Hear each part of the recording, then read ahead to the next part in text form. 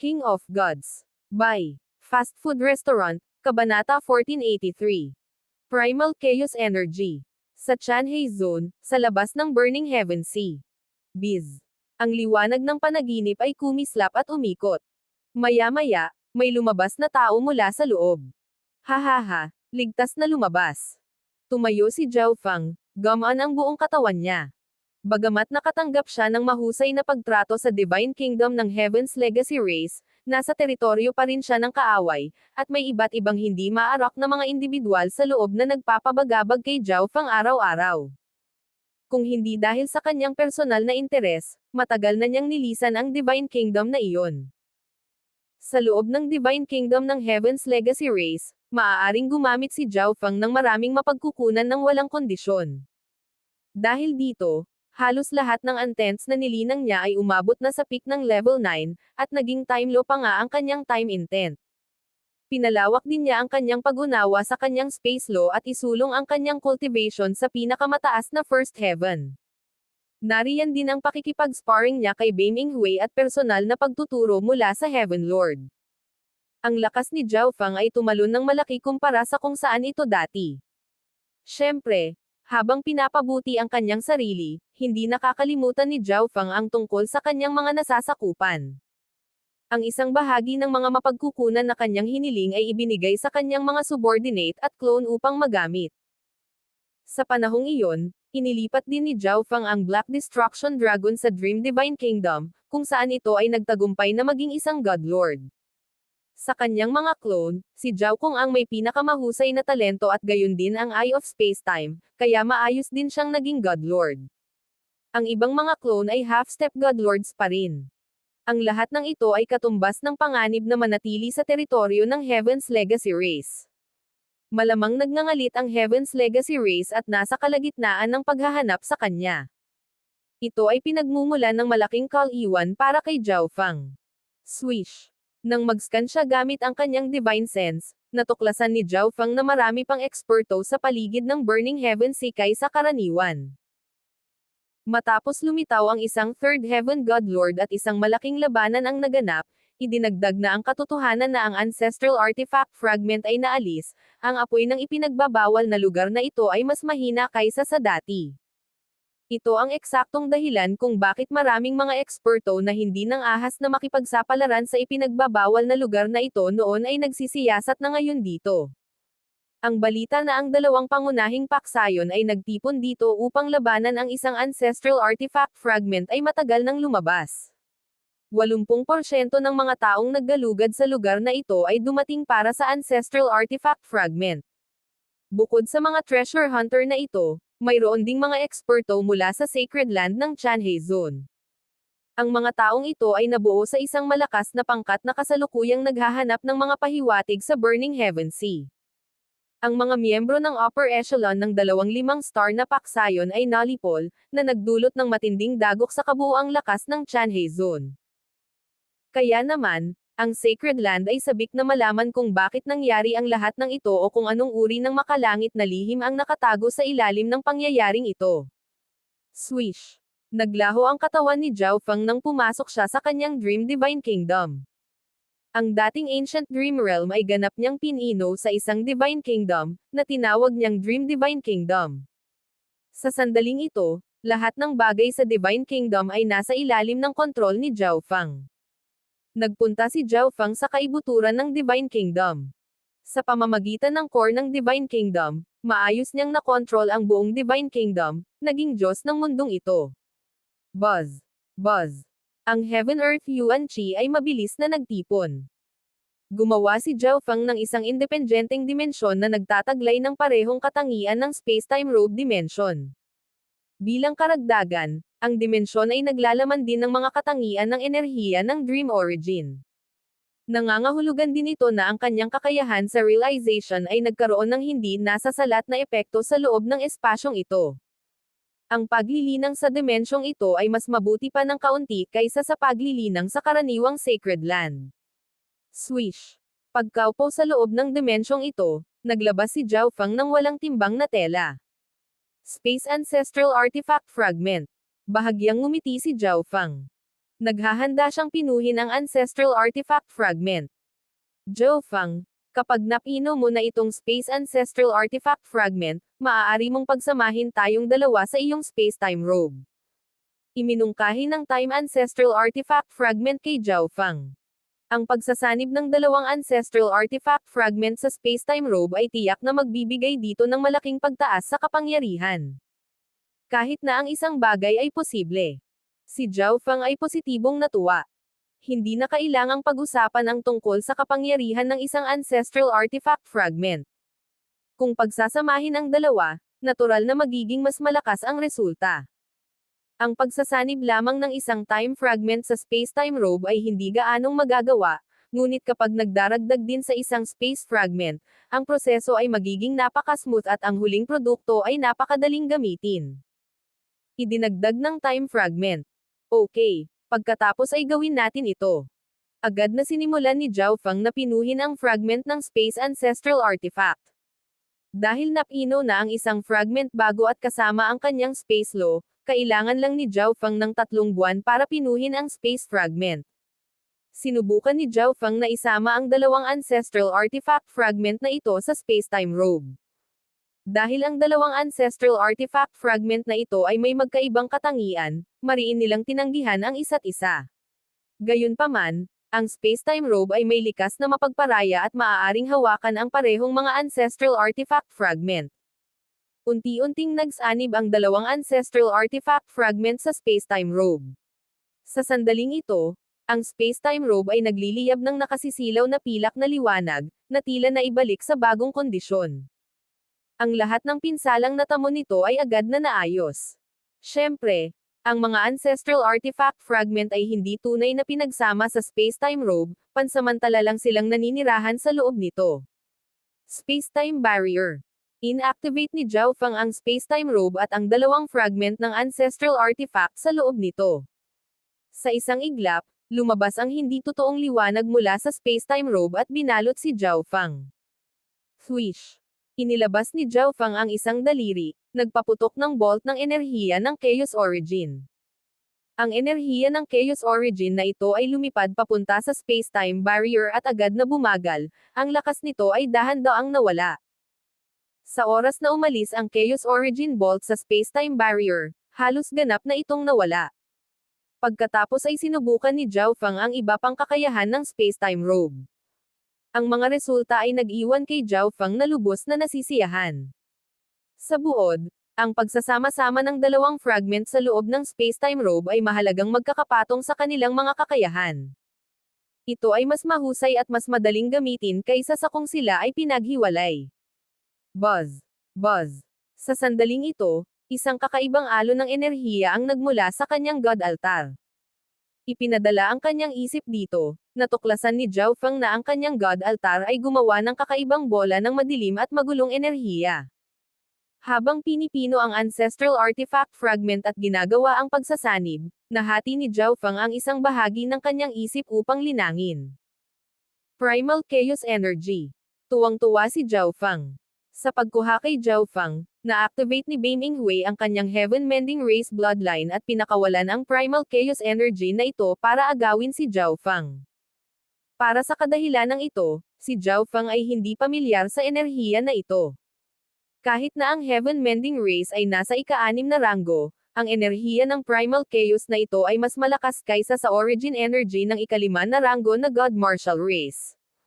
Tulad ng inaasahan ko, kapag ang Chaos Heaven Void Origin Technique ay umabot sa pagiging perpekto, ito ay magbubunga ng Primal Chaos na enerhiya. Bagamat mayroon lamang kaunting enerhiyang Primal Chaos, ito ay napik mula sa maraming intent at batas, na ginagawa itong napakadalisay. Buzz! Kinuha ni Zhao Feng ang enerhiya ng Primal Chaos na ito at pinagsama ito sa kanyang Chaos Origin Divine Sword. Boom! Bang! Sa isang hiwa, ang espada ay nagpakawala ng napakalawak na daloy ng magulong enerhiya. Ang enerhiya na ito ay hindi nalabanan ng anuman at baliw na hinihigop ang lahat ng enerhiya sa landas nito. Ito rin ay lubhang nakapipinsala. Boom! Naghukay si Zhao Feng ng isang napakalaking toddling sa lupa, na namuo ng magulong enerhiya. Lalong lumakas ang lumalamon na katangian. Pagkatapos ng pagsasama sa enerhiya ng Primal Chaos, ang Chaos Origin Divine Sword ay naging mas matatag. Ang kakayahan nitong lumamon at ang kabuoang lakas ay tumaas din. Tinansya niya na ang Chaos Origin Divine Sword na sinaniban nitong sliver ng Primal Chaos Power ay nagawang makipaglaban sa Divine Power ng Beiming Hui nang hindi niya ginagamit ang kanyang bloodline. Ang kapangyarihan ng Primal Chaos ni Beiming Hui ay nalinang sa pamamagitan ng kanyang bloodline habang si Zhao Feng ay nag-condense ng isang sliver sa pamamagitan ng paglinang ng kanyang teknik at sa tulong ng kanyang space and time laws. Ang isang pag-atake na kumpleto sa kapangyarihan ng Primal Chaos ay tiyak na magiging mas malakas. Gayunpaman, ang paggawa nitong sliver ng Primal Chaos Power ay nangangahulugan na ang Chaos Heaven Void Origin Technique ay umabot na sa limitasyon nito. Kung nais ni Zhao Feng na gumawa ng anumang karagdagang pag-unlad, kakailanganin niyang maghanap ng bagong sining o lumikha ng sarili niyang sining. Mayroon ding isa pang paraan, na kung saan ay upang bumuo ng mga mapagkukunan at enerhiya sa loob ng mahabang panahon, kung saan ang isa ay natural na masira. Sa totoo lang, maraming Godlords sa Ancient Desolate Realm of Gods ang gumamit ng ikatlong paraan para sumulong sa cultivation. Para sa kadahilanang ito, marami sa kanila ay napakatanda na nabuhay ng daan-daang milyong taon, kahit bilyon-bilyong taon. Si Zhao Feng ay natural na hindi makapaghintay ng ganoon katagal. Ang pinakamabilis na paraan ay ang paghahanap ng isang cultivation art. Sa kabutihang palad, nakakita ako ng maraming impormasyon tungkol sa Heaven Mending Race sa lihim na library ng Heaven's Legacy Race. Ngumiti si Zhao Feng. Siya ay may tiwala na ang cultivation art na pinakaangkop para sa kanya ay ang sining ng Heaven Mending Race. Matapos ibuod ang impormasyong nakalap niya sa lihim na aklatan, natukoy niya na mayroong 3 lugar na maaaring nagtatago ng mga lihim, pamana, at kayamanan ng Heaven Mending Race. Ang isa sa mga puntong ito ay nasa zone na katabi ng Chanhei Zone, ang Tongtai Zone. Dapat na akong maghanda para umalis. Ang paghahanap para sa Heaven Mending Race ay naging kanyang unang prioridad. Bago umalis, Heavenly Closure Seal. Ginamit ni Zhao Feng ang Heavenly Closure Seal ang art na ibinigay sa kanya ni Tang Bai para selyuhan ang kapangyarihan ng kanyang Dream God Eye. Kasalukuyang masiglang sinisiyasat ng Sacred Land ng Chanhei Zone ang misteryosong pagkawala ng mga Godlord experts ng dalawang 5-star faction. Kung may makilala kay Zhao Feng bilang ang 9th God Eye, siya ay mahihirapan. Kumpiyansa si Zhao Feng na ang Chanhei Zone ay mayroon ding isa sa mga branch faction ng Heaven's Legacy Race, at kung malalaman ito ng Heaven Lord, hindi magtatagal bago dumating ang mga top-class na eksperto upang hulihin si Zhao Feng. Kung siya ay mahulog muli sa mga kamay ng Heaven Lord, ang Heaven Lord ay tiyak na magiging mas maingat. Kahit na may thought teleportation, malamang na hindi makakatakas si Zhao Feng. Whoosh! Ang dreamy silver na buhok ni Zhao Feng ay unti-unting lumabo, nawala ang espiritu nito at naging ordinaryong buhok. Matapos ay seal ang Dream God Eye, tinatakan din ni Zhao Feng ang kanyang aura. Nang matapos ito, umalis siya sa Dream Divine Kingdom at tumungo sa Tongtai Zone. Wala pang kalahating taon, ligtas na nakarating si Zhao Feng sa Tongtai Zone. Bumili si Zhao Feng ng magaspang na mapa ng Tongtai Zone mula sa isang malaking exchange spiritual hall. Ang lugar ay malapit sa Puryang Palace. Ang Puryang Palace ay isa sa 3 pangunahing 5-star faction ng Tongtai Zone. Nilinang ng mga miyembro nito ang Yang Fire at nagtataglay ng pambihirang lakas. Sagot ng munting pas ang magnanakaw. Habang naghahanda siyang umalis, biglang huminto si Zhao Feng. Ngayon pa lang ay nakaramdam na siya ng tugon mula sa kontrata ng alagang hayop sa pagitan niya at ng munting pas ang magnanakaw. Bagamat ang sagot ay napakaikli, natitiyak ni Zhao Feng na ang maliit na pas ang magnanakaw ay nasa Tongtai Zone, at hindi ito kalayuan sa lugar na tinatahak ni Zhao Feng. Bahagyang umalis si Zhao Feng sa Ziling Zone upang hanapin ang maliit na pas ang magnanakaw, ngunit sa kalagitnaan ng kanyang paglalakbay, ang kanyang mga plano ay nabalisa ng Ancestral Artifact Fragment at ng Heaven's Legacy Race. Kahanga-hanga. Bahagyang ngumiti si Zhao Feng. Ang munting pas ang magnanakaw ay kasama na niya mula pa noong Broken Moon Clan.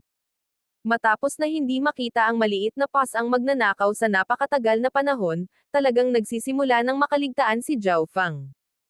King of Gods, Kabanata 1484. Puryang Palace. Matapos kumpirmahin ang kanyang destinasyon, umalis si Zhao Feng patungo sa Puryang Palace. Habang dumadaan sa isang malaking exchange spiritual hall, narinig niya ang balita ng Heaven's Legacy Race at nagpas siyang huminto ng ilang sandali. Narinig ko na ang mga bakas ng isang napakalaking pangkat ng Heaven's Legacy Race ay natuklasan sa Ancient Desolate Realm of Gods kani-kanina lang. Ang ikatlong ranggo na lahi na kilala sa talino nito. Ang pangalan ng Heaven's Legacy Race ay kadalasang nagdulot ng paggalang sa iba. Ang third-ranked Heaven's Legacy Race ay ang pinakamatalino sa lahat ng 10,000 Ancient Race. Minsan na silang gumawa ng mga sandata ng malawakang pagwasak na maaaring sirain ang buong mundo, sinubukang mag-duplicate ang perpektong bloodline ng Ancient Race, at sinubukan pa nilang gumawa ng mga time machine para makapaglakbay sila sa nakaraan at mabago ang kasaysayan. Ang kanilang iba't ibang mga ideya ay nag-iwan sa iba pang 10,000 lahi na masindak. Ito rin ang dahilan kung bakit ang kanilang walang pidyo na pandarambong at pag-unlad ay kalaunan ay nakasakit sa maraming sinaunang lahi, na naging dahilan upang sila ay magsama-sama upang hampasin ito at pilitin itong itago. Walang nag-asam ng balita tungkol sa Heaven's Legacy Race na muling babalik pagkatapos ng mahabang panahon. Tila ang malaking labanang iyon ang nagpilit sa Heaven's Legacy Race na ihayag ang sarili nito, nag-isip si Zhao Feng.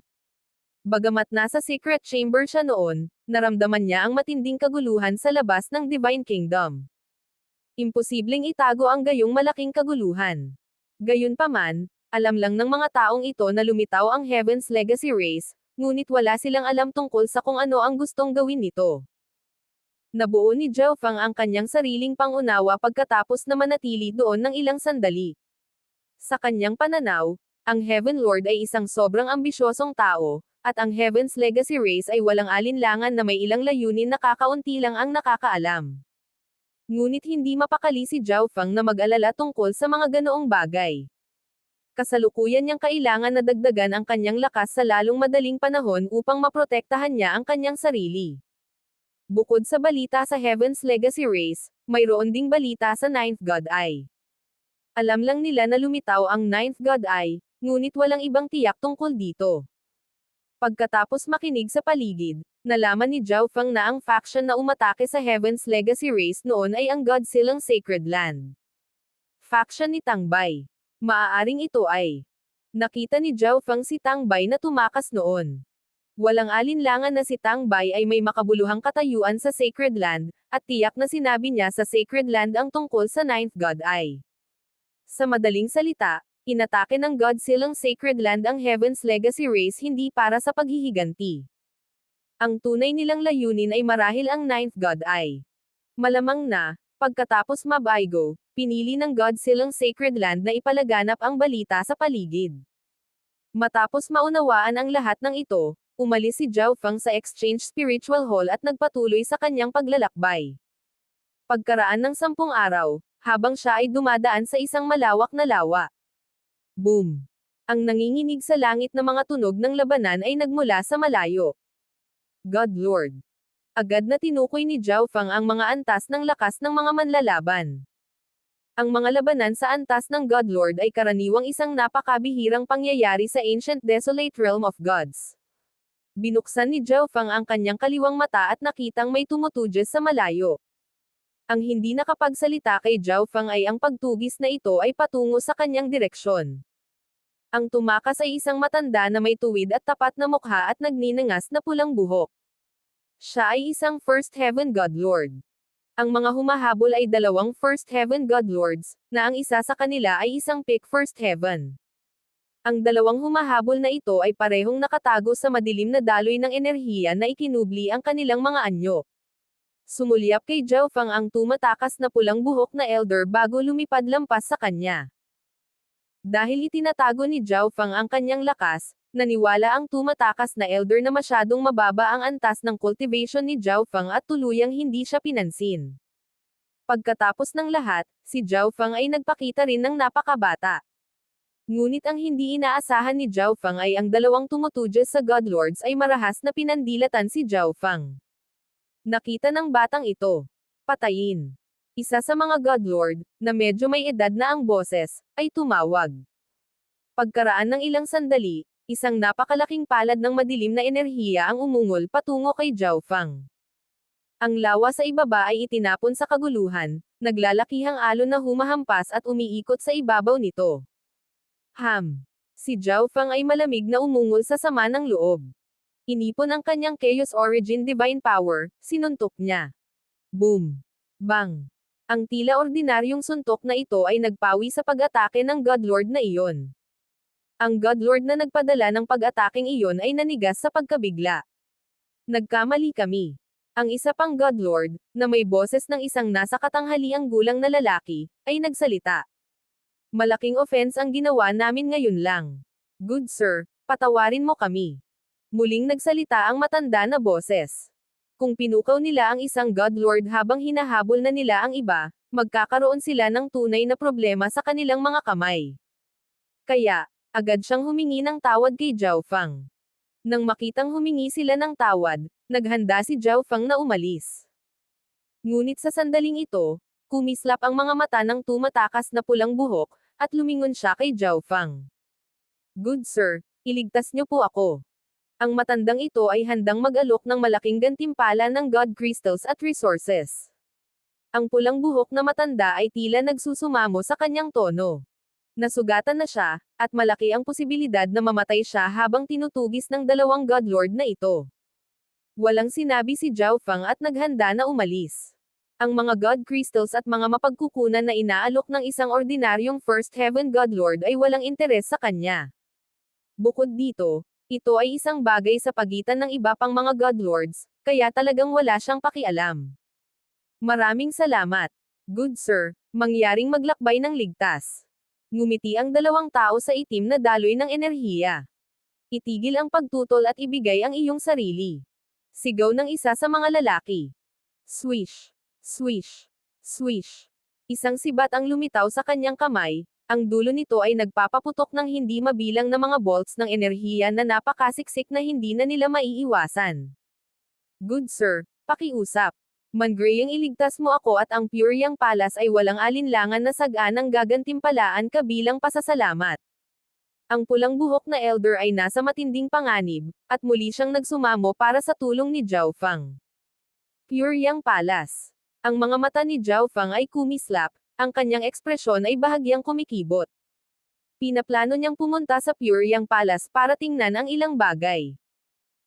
Matapos ibuod ang lahat ng impormasyong nakalap niya sa library ng Heaven's Legacy Race, sa huli ay natukoy niya na maaaring mayroong mga lihim, pamana, at kayamanan ng Heaven Mending Race sa bakuran ng Puryang Palace ng Tongtai Zone.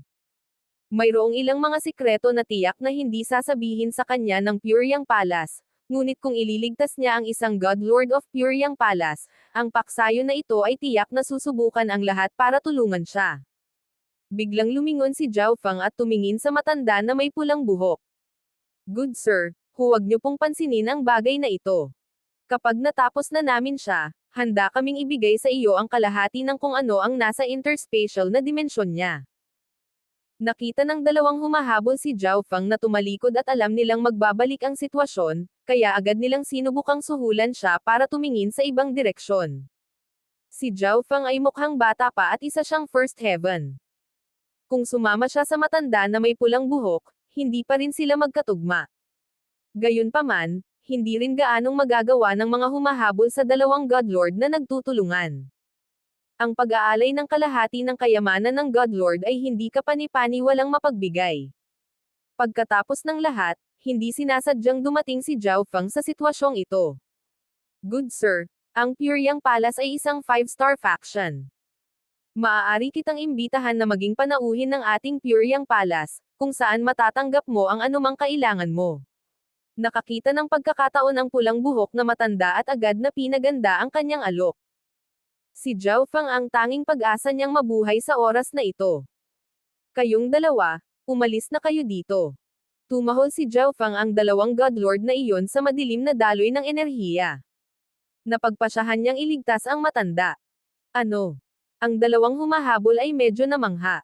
Kahit na nagpasya si Zhao Fang na makialam, ang ugali na ito ay medyo mayabang.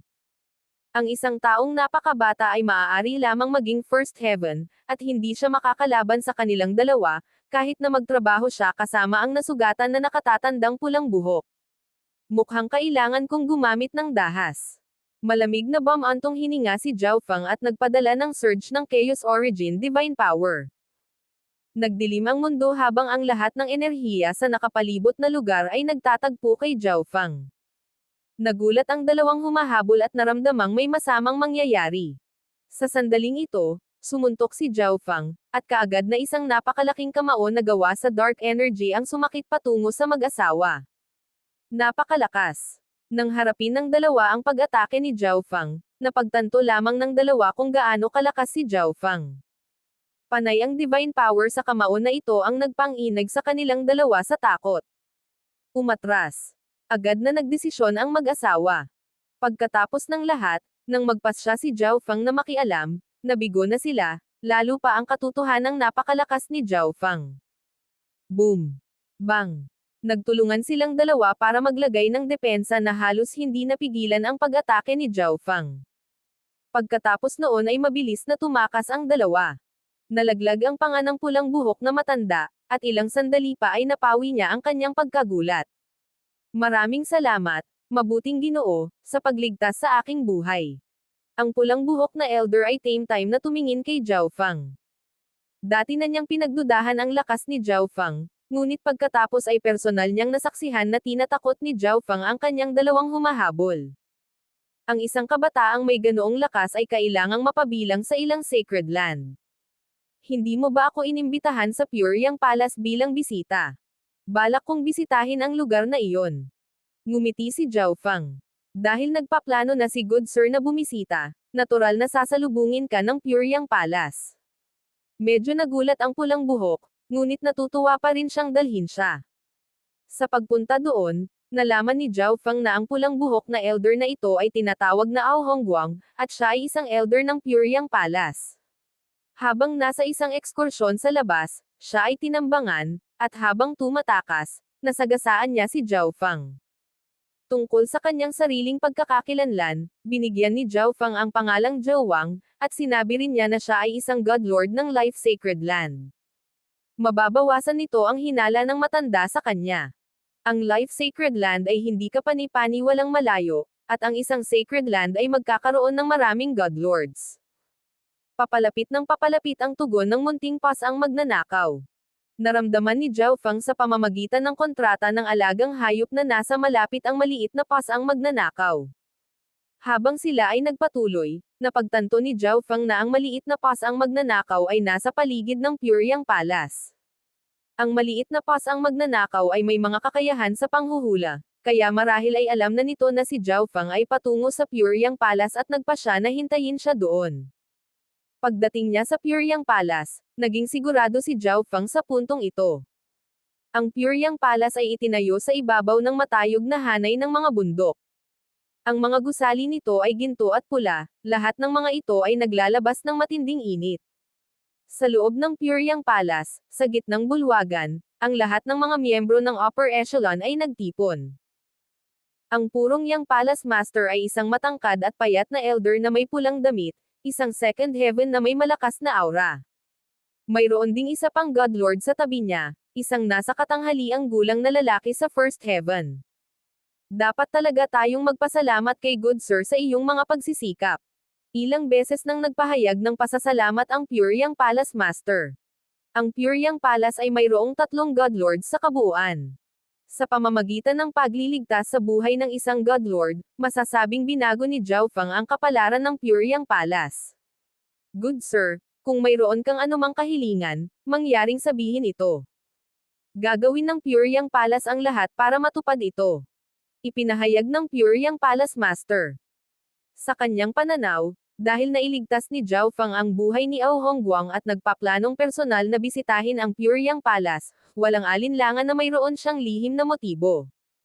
Ang Zhao na ito ay talagang may isang bagay na nagdala sa kanya dito. Tumigil sandali si Zhao Feng. Hindi niya direktang matalakay ang mga sikreto ng Heaven Mending Race. Kailangan niyang humanap ng ibang dahilan para imbestigahan ang lugar. Sa sandaling ito, whoosh! Isang Pure Yang Palace Elder ang sumugod sa loob. Ano ang nangyayari? Hindi mo ba nakikita na nag-e-entertain ako ng honored guest? Nagalit ang Pure Yang Palace Master sa pagkagambalang ito. Palasyo Master, ito na naman ang pasang iyon. Medyo hindi magandang tingnan ang pagniwi ng matanda. King of Gods, Kabanata 1485. Ang lihim ng Pure Yang Palace. Palace Master, ito na naman ang pasang iyon. Medyo hindi magandang tingnan ang pagniwi ng matanda. Ang salitang pusa ay nagngangalit sa Pure Yang Palace Master, at agad siyang tumayo. Palace Master, ano ang tungkol sa isang pusa? Sigurado na ngayon si Zhao Feng na ang pusa ng Pure Yang Palace ay ang munting pasang magnanakaw. Isang taon na ang nakalilipas, dumating ang isang pusa na hindi alam ang pinagmulan. Medyo kakaiba, gumagala lang sa lugar. Noong una ay hindi ito pinansin ng Pure Yang Palace, hindi inaasahan na ito ay makalusot sa Celestial Garden at makakain ng kaunti sa ating mahahalagang halaman. Ang Pure Yang Palace Master ay nagbigay ng buod ng nangyari. Sa totoo lang, noong unang napansin ng Pure Yang Palace kung gaano kakaiba ang pasang ito, sinubukan nilang hulihin ito, ngunit paulit-ulit silang nabigo. Tungkol naman sa Celestial Garden, iyon ay isang independenteng dimensyon kung saan ang Pure Yang Palace ay nagtanim ng iba't ibang mahahalagang halaman. Nang maglaon, ang magnanakaw na pusa ay sumilip at kumain ng kaunti sa mga halamang ito. Palace Master, ang pasang iyon ay sumilip muli sa Celestial Garden. Nagsalita ulit ang matanda na kakapasok lang. Palace Master, ang pasang ito ay masyadong tuso. Imposibleng makuha ito. Dapat natin itong patayin o itaboy para hindi na ito bumalik. Si Ao Hongguang ay nagkaroon ng kaunting pag-unawa sa problemang ito at nagpayo. Pumunta ka. Ang mga mata ng Pure Yang Palace Master ay sumabog sa pulang ilaw habang siya ay sumisingil palabas.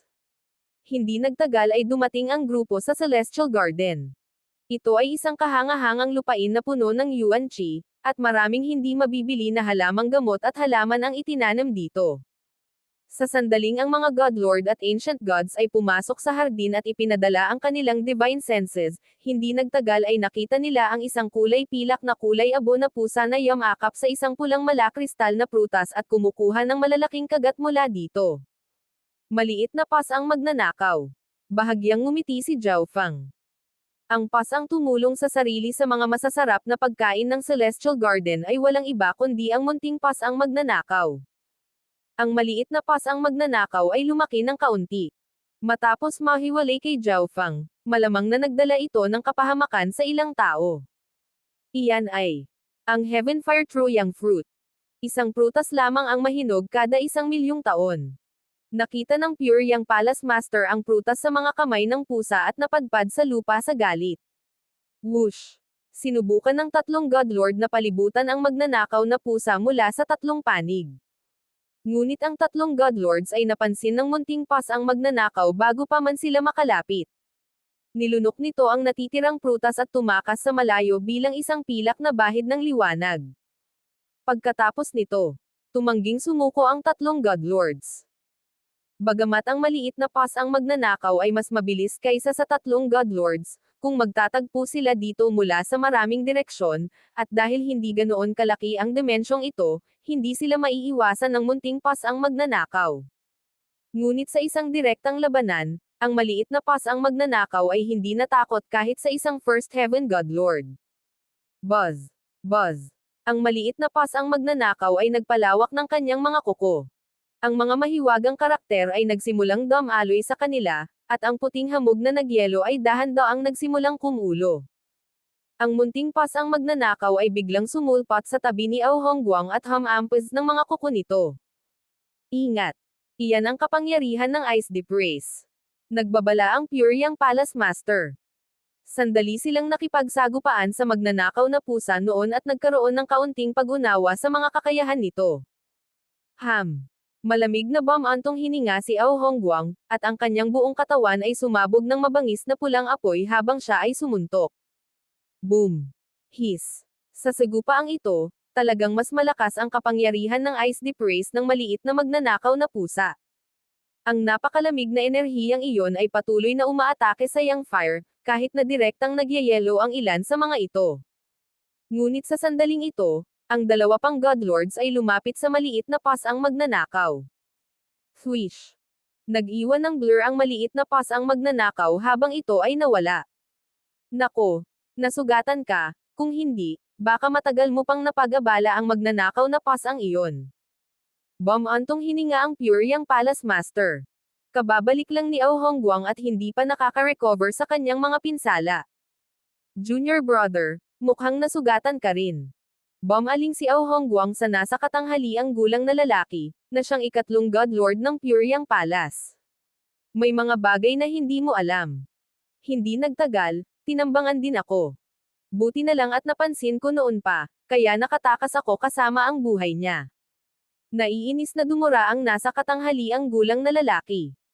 Ang kanyang mga pinsala ay talagang mas malubha, na kahit na pagkatapos ng mahabang panahon, hindi pa rin siya ganap na naka-recover. Maaaring ito ay Shadow Stream Peak.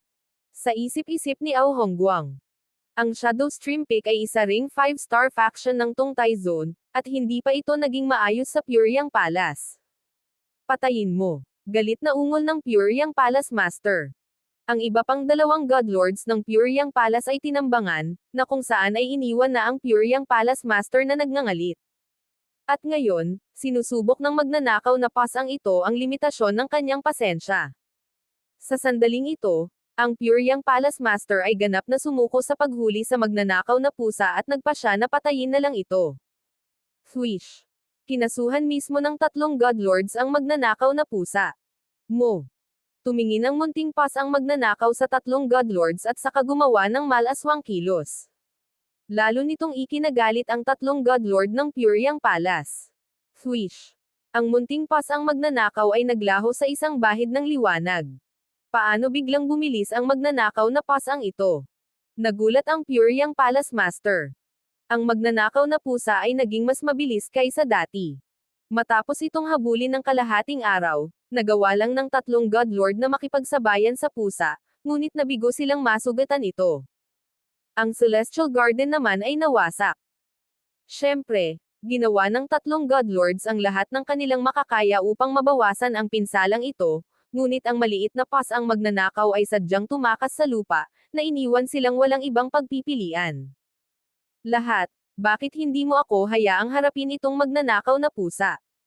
Sa oras na ito, sa wakas ay nagsalita ang malayong Zhao Fang. Brother Zhao, paano namin hihilingin ito sa iyo? Ang Puryang Palace Master ay tuyong tumawa, ang kanyang mukha ay agad na namula. Isang makapangyarihang 5-star faction ang ibinaba sa antas na ito ng isang pusa, at ginawa nilang katatawanan ang kanilang sarili sa harap ni Zhao Fang. Ako ay isang beast tamer, kaya ako ay isang eksperto sa pakikitungo sa mga maliliit na bastos na tulad nito. Dagdag ni Zhao Fang. Kung ang Puryang Palace Master ay hindi pa rin pumayag pagkatapos marinig ito, kung gayon siya ay medyo hindi makatwiran. Sige. Dapat kong problemayan si Brother Zhao kung ganoon. Sumang-ayon ang nagtatakang Puryang Palace Master. Sinubukan nilang paamoy ng mga Beast Tamers sa magnanakaw na pass ang ito noon, ngunit ang Sub-God-Lord Beast Tamers ay walang nagawa sa magnanakaw na pusa habang ang God-Lord Beast Tamers ay napakabihira kaya napakahirap humiling ng kanilang mga serbisyo. Hindi nila inaasahan na ang isang kasing bata ni Zhao Fang ay magiging isang Beast Tamer. Swish. Agad na lumipad si Zhao Fang patungo sa maliit na pass ang magnanakaw. Brother Zhao, kailangan mo ba ng tulong namin? Tanong ng Puryang Palace Master. Sa totoo lang, ayaw niya talagang tumulong. Ang isang Godlord Beast Tamer sa tulong ng tatlo sa kanila ay tiyak na makakapagpaamo ng pusa, ngunit kung nangyari iyon, ang pusa ay kay Zhao Fang at si Zhao Fang ay magkakaroon din ng impresyon na sila ay walang kakayahan. Talagang umaasa sila na mabibigo si Zhao Fang na paamuin ang magnanakaw na pusa. Ang gusto lang nilang gawin niya ay itaboy ito. Hindi na kailangan. Tumanggi si Zhao Fang, at pagkatapos ay biglang tumaas ang kanyang takbo, ang kanyang posisyon ay patuloy na nagbabago at mahirap ay pin down. Ngumiti ang Puryang Palace Master. Sa kaloob-looban, iniisip niya na ang mga kabataan ay palaging mapagmataas. Pero ilang saglit pa, nanlamig ang mukha niya. Napakamanghabilis. Naningkit ang mga mata ni Ao Hongguang. Sa sandaling ito, ang bilis ni Zhao Fang ay halos katumbas ng maliit na pass ang magnanakaw. Meow. Ang munting pas ang magnanakaw ay tumawag sa alarma at dali-daling sinubukang tumakas. Mahigpit na hinabol ni Zhao Fang. Ang kanyang kaliwang mata ay pumipintig ng eye intent. Kaboom! Isang nanginginig sa langit na lightning soul energy ang bumaril pasulong. Ang maliit na pas ang magnanakaw ay tinamaan ng mga alon ng enerhiya ng kaluluwa. Nanigas ang katawan nito nang bumagsak ito sa lupa. Swish! Bago ito bumagsak sa lupa, nagpakatatag ang munting pas ang magnanakaw at muling tumakas, nababalot ng takot ang mukha nito. Ngunit mas mabilis pa si Zhao Fang.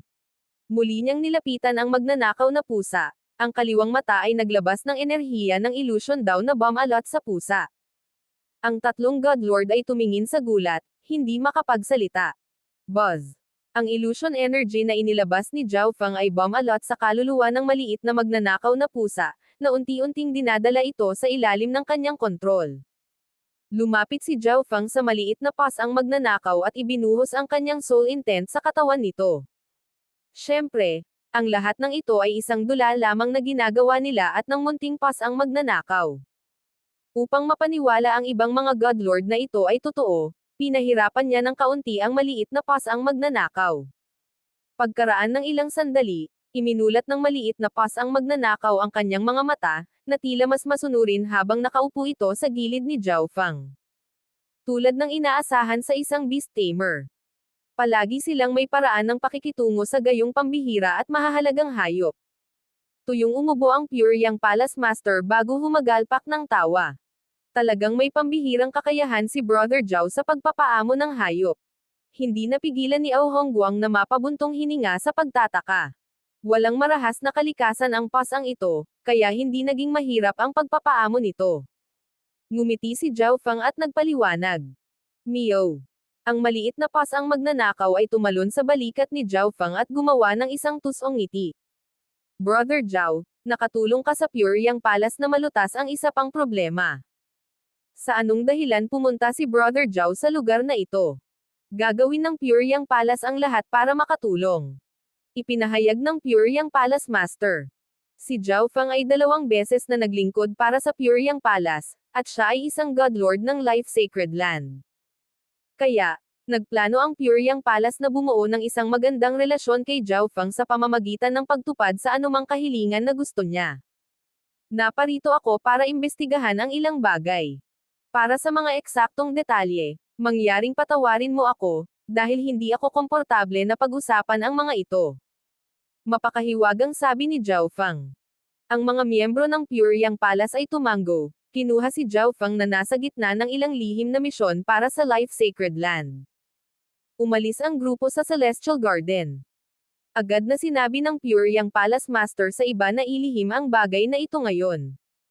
Nabigo silang tatlo sa pag-aalaga ng pusa habang nagtagumpay ang isang tagalabas. Kung mailabas ang bagay na ito, masisira nito ang prestihiyo ng Pure Yang Palace.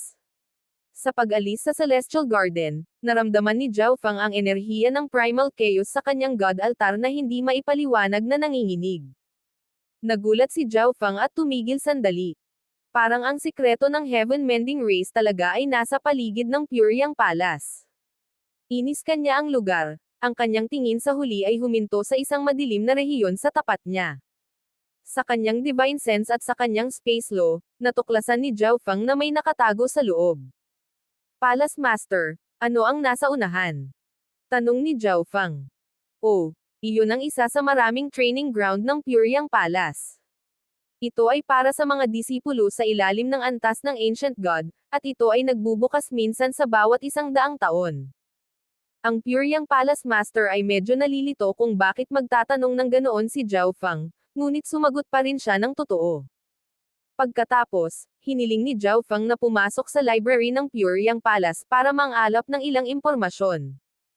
Ang Pure Yang Palace Master ay agad na sumang-ayon, binuksan ang lahat ng mga libro ng silid-aklatan sa kanya ng walang kondisyon. Ang pananambang sa 2 sa Godlords ng Pure Yang Palace kamakailan ay nagdulot ng hindi kapani-paniwalang pagkabalisa sa Palace Master. Nang malaman niya na si Zhao Fang ay nagplanong manatili saglit, napakasaya niyang tanggapin. Pagkatapos ng lahat, medyo malakas si Zhao Fang, At kahit na nakatagpo ng panganib ang Pyryang Palace, maaaring makatulong siya sa pagresolba nito. Magnanakaw na pusa, bakit ka pumunta dito? Nagmensahe si Zhao Feng sa maliit na pasang magnanakaw. Ito ay maliwanag na ang maliit na magnanakaw na pusa ay hindi nagpapahinga sa paligid pagkatapos na paghiwalayin. Marahil ay natakot ito sa maraming tao, kung hindi ay hindi na ito magiging mas malakas. Siyempre, ang hitsura ng maliit na magnanakaw na pusa at ang pagkilos na ginawa nito kay Zhao Feng ay hindi sinasadyang mas nagtiwala kay Zhao Feng ang Pyryang Palace. Malayo sa silangan ng Pyryang Palace, isang grupo ng mga tao na nagtago ng kanilang lakas ay tahimik na sumusulong. Dalawang beses kang sumubok ng ambush, ngunit wala ni isa sa kanila ang nagtagumpay. Malamig na sabi ng pinuno, isang matanda na may sungay ng toro. Napayuko ang dalawang godlord sa tabi niya. Nabigo lang kami noong hinahabol namin si Ao Hongguang dahil biglang nagpakita ang isa pang godlord. Ungol ng nasa katanghaliang gulang na lalaki. Ang kabataang iyon ay nasa loob pa rin ng Pyryang Palace. Sumimangot ang isang itim na matanda. Silang dalawa ay walang iba kundi ang dalawang godlord na unang tumugis kay Ao Hongguang. Sa pagkakataong ito, sa tulong ng Godlord Cloudmoon, ang Pyryang Palace ay magiging walang magawa. Magagamit din natin ang pagkakataong tanggalin ang brat na iyon. Ang matanda na may sungay ng toro ay ungol. Dalawang beses nilang sinubukang tambangan ang mga godlords ng Pyryang Palace, at kahit na hindi nila napatay ang kanilang mga target, nasugatan sila ng husto. Ang Pyryang Palace ay nasa pinakamahina nitong punto. Kung niloloko mo ang aking Shadow Stream Peak tungkol sa mga kayamanan ng Heaven Mending Race, huwag mo nang isipin ang pag-alis ng madali. Sa likod ng matanda na may sungay ng toro ay isang magandang babae na nakasuot ng puti at nilalamon ng puting ulap, at siya ang nagbigay ng mahigpit na babalang ito.